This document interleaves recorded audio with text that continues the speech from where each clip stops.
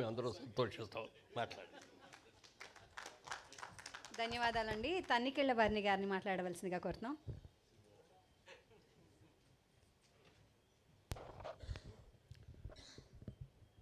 కాలాతీతమైంది అని చేత ఎక్కువ మాట్లాడక్కర్లేదు.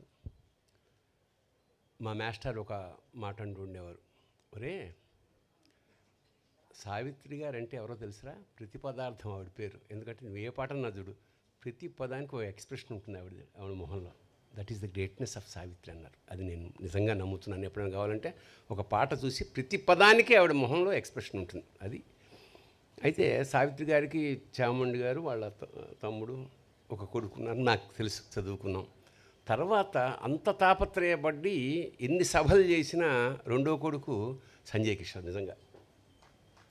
ఎందుకంటే ఈ పుస్తకం మామూలు పుస్తకం కాదు. ఇందాక ఇవాళ పెద్ద కొడుకు వచ్చాడు చిరంజీవి.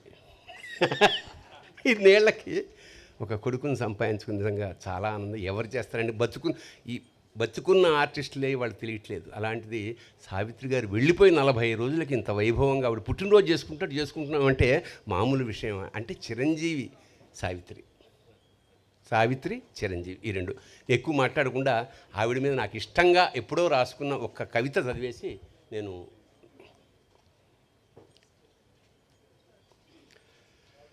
నవరసావిత్రి. త్రికాలాలకి అతీతమైన త్రివిక్రమ స్వరూపం నటరాజుకి స్త్రీరూపం సావిత్రి. సావిత్రి కొంగు నిర్మాతలకి బంగారం, హీరోలకి శృంగారం. ఆవిడ కన్యాశుల్కంలో నవ్వితే మధురవాణి డంగైపోయింది.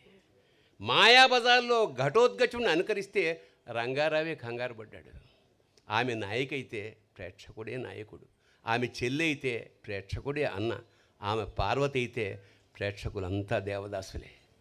కోమాలో ఆమెను చూస్తే పాడుబడ్డ బావిలో తేలే చందమామలాగా, పతనమైన విజయనగర సామ్రాజ్య వైభవంలాగా, శిథిలమైన 1000 స్తంభాల గుడిలాగా ఉండేది. ఓడలో లైట్లు ఆరిపోయిన ఒంటరి దీపస్తంభంలాగా ఉండేది. నభూతో నభవిష్యతి. ఒక్క సావిత్రికే ఈ వాక్యం వాడచ్చు. శుభం భూయాలు. ధన్యవాదాలండి. అలాగే సంజయ్ కిషోర్ గారు ఇప్పుడు ఒక చిన్న జ్ఞాపికని ఇద్దామనుకుంటున్నాను.